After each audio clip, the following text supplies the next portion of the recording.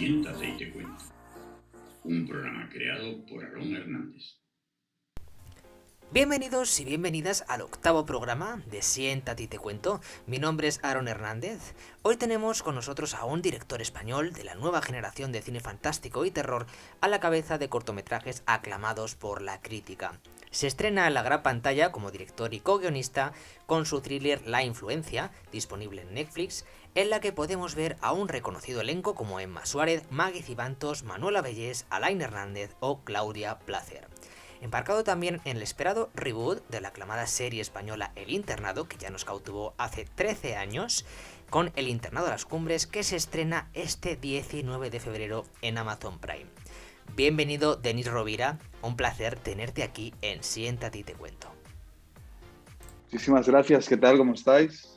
Muy bien, pues aquí estamos para entrevistarte un poco de cara a la profesión de director cinematográfico, para que nos cuentes un poco qué te llevó a embarcarte en el mundo del cine como director, cómo fueron tus inicios. Bueno, yo estudié comunicación audiovisual y ya antes incluso tenía claro que quería relacionar mi carrera con algo, ¿no?, en el mundo de la imagen, y de alguna manera sabía que quería dirigir cine. Empecé a rodar mis primeros cortos. Y bueno, pues en realidad pues es una carrera muy larga, ¿no? Porque empiezas rodando tus cortos en plan amateur con los colegas y tal, en la universidad. Luego ya tengo un par o tres de cortos más profesionales, ¿no? Con factura ya de otro nivel, equipo profesional, y siempre intenté pues de alguna manera rodearme de gente que tuviera experiencia y hacer las cosas bien hechas, ¿no? Y entonces... luego, aparte de esto, pues obviamente el mundo del cine no es tan sencillo, ¿no?, a la hora de entrar y de empezar a trabajar como director. Y mi experiencia fue, bueno, más también en el mundo de la publicidad, rodando como director de anuncios, ya te digo, haciendo cortos, y luego pues con La Influencia, que es mi primer largo, pues tuve la suerte de poder pues estar en un rodaje, ¿no?, de un largometraje. Y fue todo como muy intenso, pero bueno, es una experiencia más, ¿no? Y la verdad es que muy contento. Esa carrera de fondo, imagino, ¿no?, que has tenido que emprender desde estudiante de comunicación audiovisual hasta llegar ahora a tener tu propio largo y ahora estrenar un esperado reboot del Internado de las Cumbres, que hablaremos ahora posteriormente de él. Pero quería preguntarte, para nuestros oyentes, si puedes hablarnos de cómo es el trabajo de un director, cómo es una jornada de rodaje.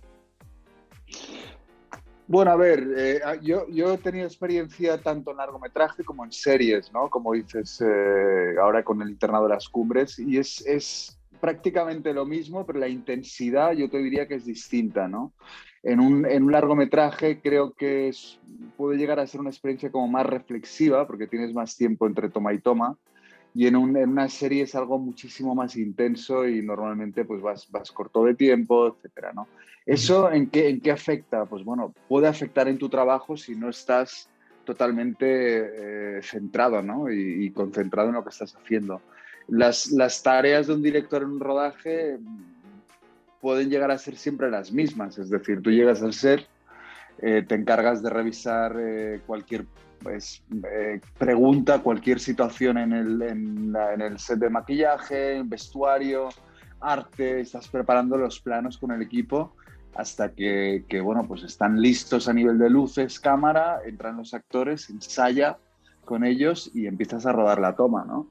A partir de ahí depende un poco de tu ambición, de tu destreza y de tu preparación, yo diría, sobre todo, ¿no?, de cuánto lo llevas preparado. A mí me gusta dibujarlo todo, lo tengo, os podría enseñar pues el storyboard entero de La Influencia, el storyboard entero de los capítulos que he dirigido en El Internado de las Cumbres, y eso lleva mucho tiempo previo, mucho trabajo, pero a la vez en el set pues te da herramientas para estar más a gusto y disfrutando más del momento, ¿no?, que eso es importante.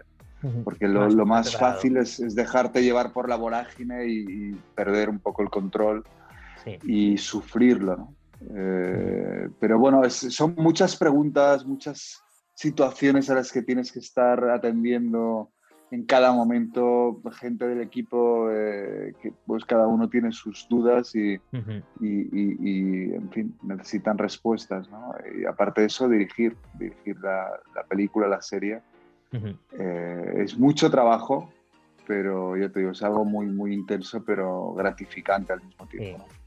Me imagino que tiene que ser gratificante, pero claro, un estrés, ¿no? Eres casi el papá de todos, tienes que estar a cargo de que todo salga bien, de satisfacer esas preguntas, ¿no? Esas dudas que tenga cada grupo Cada del miembro equipo, de ¿no? aquí, Cada sí, de cada miembro, departamento, exacto. cada Sí, sí, sí, sí. departamento. Y imagino claro, tiene que ser muy estresante, pero bueno, luego el resultados, luego que cada uno vemos en casa, tiene que ser gratificante, ¿no? Luego ver el trabajo sacado adelante y lo bien que ha quedado todo. Tiene que ser una experiencia, la verdad, que muy bonita. Hombre, sí, como me imagino como cada trabajo, ¿no? Es decir, cada mundo, cada universo en el que la gente se mueve y al final el trabajo es algo a lo que dedicamos pues muchísimos años de nuestra vida, ¿no?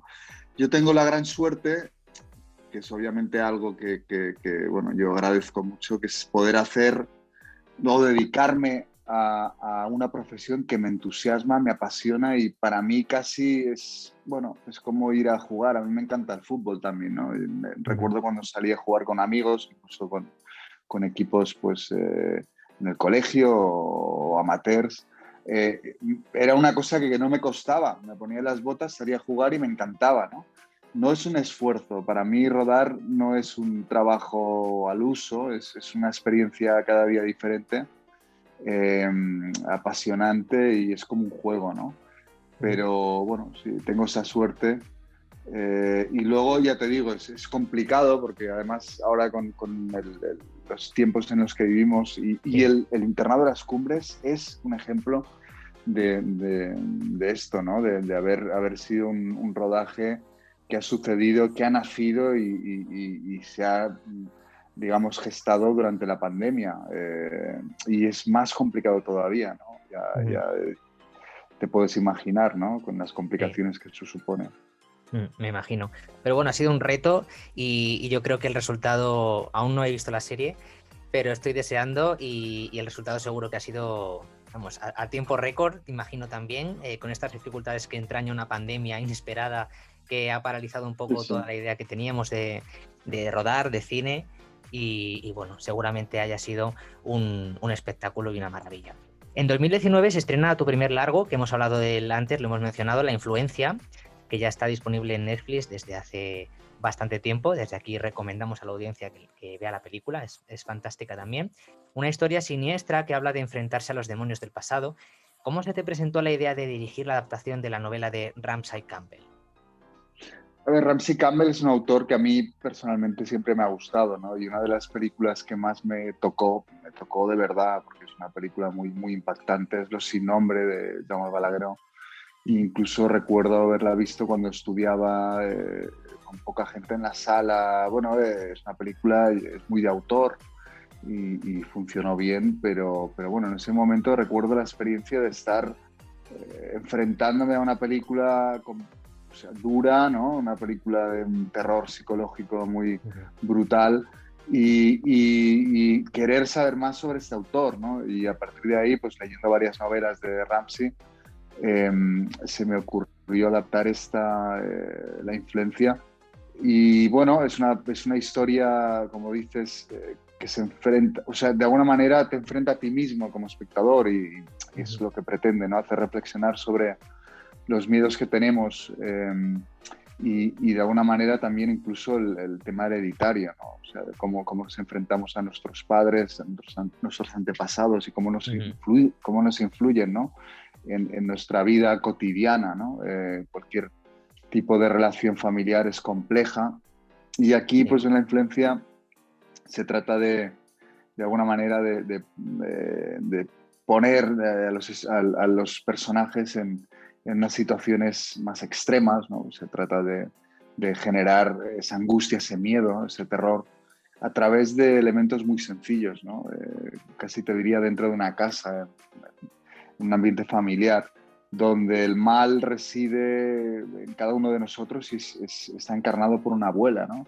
O sea, cómo te enfrentas a eso como parte de esa familia, Claro. a la vez que la protagonista va perdiendo pues, a su hija, ¿no? En fin, es una historia muy dramática, Sí. enlaza con toda la tradición de Ramsey Campbell del terror psicológico, aquí también más sobrenatural, y es algo que tenía muchas ganas de hacer, ¿no? Y ahora, pues, enfrentándome a otro tipo de terror también, diferente y con ganas de explorar y experimentar más, ¿no? Qué bien. Fíjate que te iba a preguntar cuáles son los recursos que utilizas para sobrecoger al espectador y que no quede, claro, indiferente ante lo que está viendo, como lo has conseguido creo que muy bien en La influencia.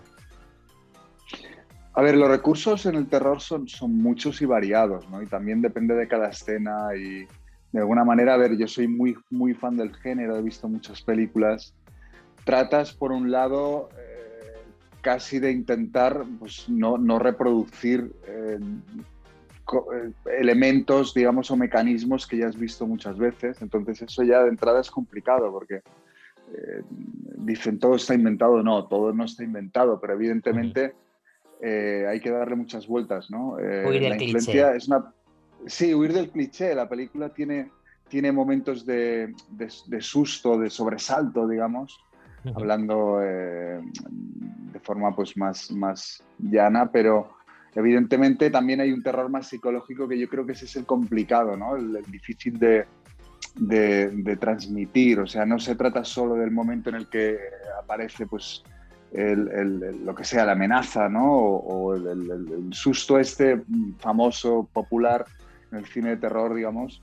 El Eso es screamer. como casi sí, es casi la punta del iceberg, ¿no? Yo creo que siempre que es más interesante trabajar, bueno, que haya momentos así, pero luego también constantemente con la atmósfera, con la música, con la planificación, ¿no? Con el tempo, incluso los silencios son muy importantes, ¿no? Lo que no muestras en ese caso, todo lo que se llama off cámara, ¿no? Todo aquello que está fuera de la visión del espectador y que sugiere mucho más allá, ¿no?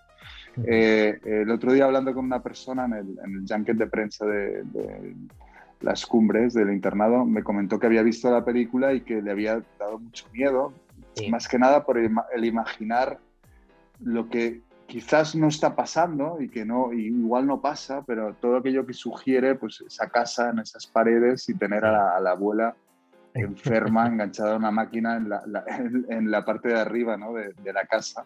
Sí. Y de alguna manera esos miedos, que son enfrentarte a eso desconocido, es lo que realmente creo que remueve las entrañas y los sentimientos del espectador, ¿no? Sí, coincido contigo porque creo que las películas de miedo, lo que no vemos y simplemente intuimos, nos da incluso más miedo, ¿no? Lo que desconocemos, lo que sabemos que está presente, pero no identificamos en pantalla. Simplemente oímos o nuestra atención se distrae un momento a este detalle. Y yo creo que el suspense va muy unido, ¿no? Al género de terror y creo que en La influencia lo consigues.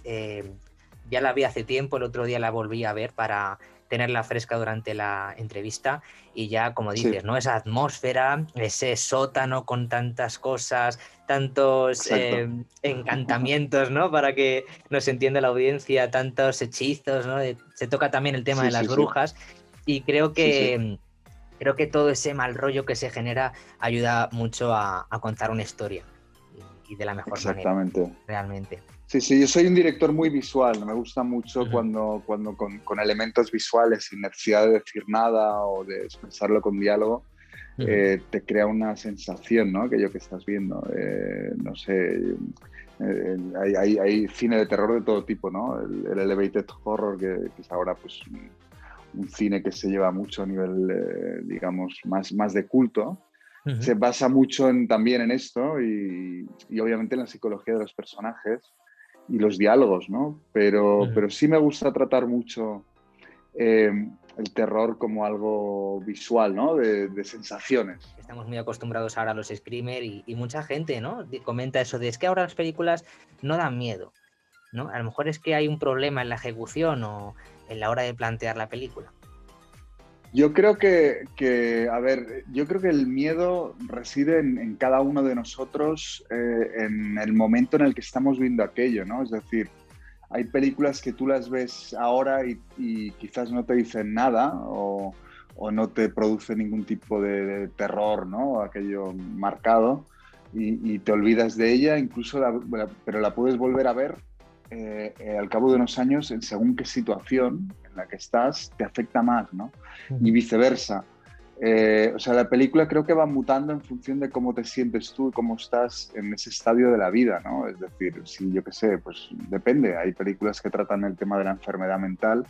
Evidentemente alguien sano que no tiene ese problema cerca en su casa o en su familia, pues quizás no le toca tan cerca, ¿no? Y será diferente para aquel que realmente pues tiene como más cercanía a ese tipo de tema, ese o cualquier otro, ¿no?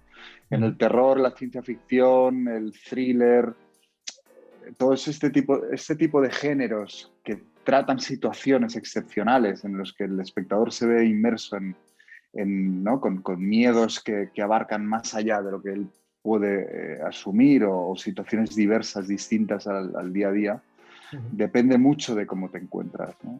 La crisis económica, por ejemplo, provoca esta pandemia, ¿no? Es óptima para este tipo de situaciones donde el terror se crece, ¿no? Se juega mucho, se dice, ¿no? que en periodos así complicados el terror es mejor o excepcional, ¿no? O incluso genera monstruos distintos a los que, ¿no? a los que pueda generar una situación de bonanza, ¿no? Tanto económica como social, o de paz, de tranquilidad, ¿no? En fin, es un género muy, muy curioso, ¿no? Sí, sí, claro. Muy peculiar.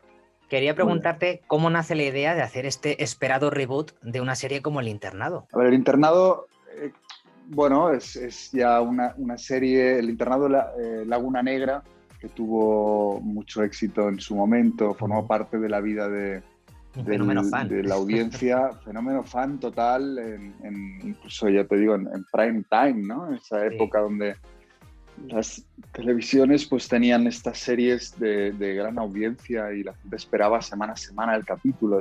Ahora ha cambiado mucho todo esto, ¿no? Aquí nace pues de los dueños del formato, que son de Media Pro Studio y Buen Día, 3 Media, y le encargan a Laura Belloso, que es la showrunner de Internado de las Cumbres, el hacer un reboot, un reboot es no confundamos con un remake, ¿no? No tiene nada que ver hacemos una película o una serie nueva, pero que sea lo mismo, ¿no? De alguna manera, con un enfoque diferente. Aquí, siendo un reboot, significa que se coge el concepto, hay guiños, hay muchos guiños al Internado Laguna Negra, pero es una historia completamente distinta, personajes completamente distintos, ¿no? Obviamente hay elementos en común, dices ahí, pues está el uniforme, ¿no? Los símbolos, en fin, el propio internado que puede recordar más o menos la disciplina y tal.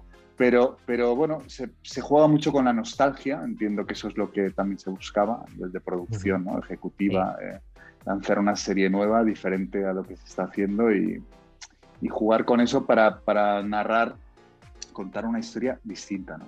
Y creo que han tardado pues prácticamente 3 años, ¿no? Hasta que hoy, precisamente hoy, se estrena en más de 200 países en todo el mundo, ¿no? En Amazon Prime Video. Qué bueno. Y para la gente que no conozca, que no tenga el placer de conocer esta serie, que ya me parece un pecado grave, ¿qué nos puedes decir del Internado de las Cumbres? El Internado de las Cumbres es la historia, yo diría, de varios personajes, chavales que están pues internados en una institución muy rígida, con normas férreas, casi te diría que es más similar a una prisión, ¿no? O a una institución como muy, ya te digo, con un sistema casi militar, con castigos, etcétera. Y bueno, evidentemente estos son nuestros héroes, ¿no? Tratan de sobresalir de lo que es ser un número, de ir con un uniforme puesto y cumplir las normas, ¿no? En ese sentido entronca mucho con la sensación y realmente lo que el espectador y el ciudadano de a pie siente en momentos como los de ahora también, ¿no? Ese encaje, ese tener que estar, ¿no?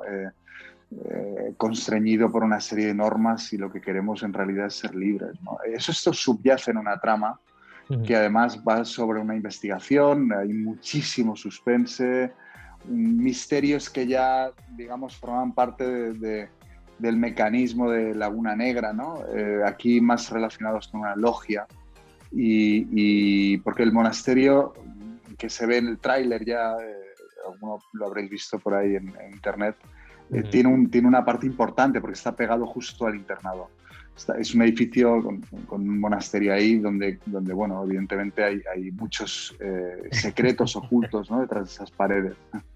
Entonces los chavales obviamente pues hay diferentes tramas, tanto la de los adolescentes como la de los adultos, que serían más bien profesores, Mara, la institutriz, la persona como que domina el internado, en fin, y luego los monjes también tienen importancia en la trama, ¿no? Y ya te digo, hay mucho misterio y mucho suspense, ¿no?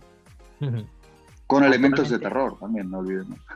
Sí, claro, sin perder esa esencia de terror y ese misterio, ¿no? Y además de esa curiosidad que siempre hay en este tipo de género, del ruido extracto de una puerta, queremos saber lo que hay detrás, sí o sí, y queremos incluso como los personajes, ¿no?, estar ahí y abrirla a nosotros mismos. Creo que es lo más bueno de este tipo de series. Que hubo muy buen rollo y fíjate que tuvimos que parar el rodaje por el tema del confinamiento, pero precisamente por eso, por las ganas que sentíamos todos, ¿no? El equipo, el cast, lo que son los actores, en fin, todo el mundo involucrado en el rodaje, tuvimos que parar como cualquier otro equipo de rodaje, ¿no?, en España y en el mundo, por el tema de la pandemia y las ganas que sentíamos. Yo recuerdo estar dibujando en casa, aprovechando el tiempo de alguna manera. Digo, esto es una oportunidad, viéndolo de alguna manera de forma positiva. Estoy convencido de que vamos a seguir, y efectivamente cuando se dio el pistoletazo de salida, otra vez fue allá por San Juan, ¿no? Por junio, finales de junio. Estábamos rodando en Donosti, el País Vasco, la situación estaba mejor y de verdad, o sea, el buen rollo de entre ellos, el cast, el equipo, las ganas de hacer algo mejor incluso, porque de alguna manera cuando te privan de eso que más te gusta, ¿no?, que es rodar, es tu trabajo, y sientes ese miedo a perderlo todo, te enfrentas luego a estas situaciones casi de euforia, ¿no? Y eso se transmite en la pantalla. Sí. Yo, más allá de una anécdota en concreto, que hubo muchas y muy complicadas también, situaciones complejas, no te voy a engañar, Sí. Es un rodaje complicado, pero tengo la sensación, quizás porque ya ha pasado, ¿no?, pero de reírme mucho en el set, ¿no? De cantar, de reír con los actores, de hacer bromas, yo qué sé, ¿no? De repente se inventaban un rap ahí en medio y empezábamos a cantar entre toma y toma. O sea, es muy buen rollo porque ellos son fantásticos, la verdad. Muy contento con todo el equipo. Sí, la verdad es que sí. Bueno, ya para despedir, Denis, quería dejarte el micro abierto por si quieres promocionar la serie, promocionar algún proyecto o quieres mandar algún mensaje a los oyentes. No, yo os diría que aprovechéis que la serie está ya disponible en Amazon Prime Video, que se ha estrenado en todo el mundo, porque sinceramente yo creo que os lo vais a pasar bien. O sea, es una serie entretenida, es una serie que emociona, es muy emocionante lo que pasa, y está pensada para que la disfrutéis, ¿no? O sea, realmente es entretenimiento de calidad, yo creo. Con su complejidad emocional y todo lo que queráis. No es una serie para adolescentes y ya está, que no es una cosa como vamos a hacer una serie de chavales, no, o sea, tiene su punto de obviamente para este tipo de público también, pero luego tiene su complejidad y la intención de querer hacer algo que os entretenga, que os haga pensar, que os emocione y que también para haceros pasar, pues eso, miedo, ¿no?, en según qué momentos. Así que nada, espero que la disfrutéis. Yo estoy también en Instagram y me podéis escribir si la habéis visto y preguntarme cosas. Así que nada, Estoy Pues disponible estaremos para atentos. vosotros. Eso es. Estaremos atentos a la serie, a no perdernos ningún capítulo, que yo estoy deseando ya ponerme a verla. La verdad que tenía muchas Claro que ganas de sí. su estreno y bueno, la disfrutaremos todos. Muchas gracias, Denise, por compartir un ratito con nosotros, por contarnos desde el punto de vista de la dirección cinematográfica el rodaje de este tipo de series, de hablarnos de este tipo de género también y lo dicho, muchísimas gracias, ha sido todo un placer. Gracias, Aarón. Un abrazo. Cuídate. Y hasta aquí, queridos oyentes, el 8º programa de Siéntate y te cuento, la radio, donde tú también tienes tu sitio. Recordaros como siempre que me podéis seguir en el canal de YouTube, Siéntate y te cuento, y mis redes sociales con el mismo nombre, @Siéntate y te cuento en Instagram y en Facebook. Nos vemos la semana que viene con nuevas experiencias y nuevos invitados. Pasadlo bien y sed felices. ¡Chao!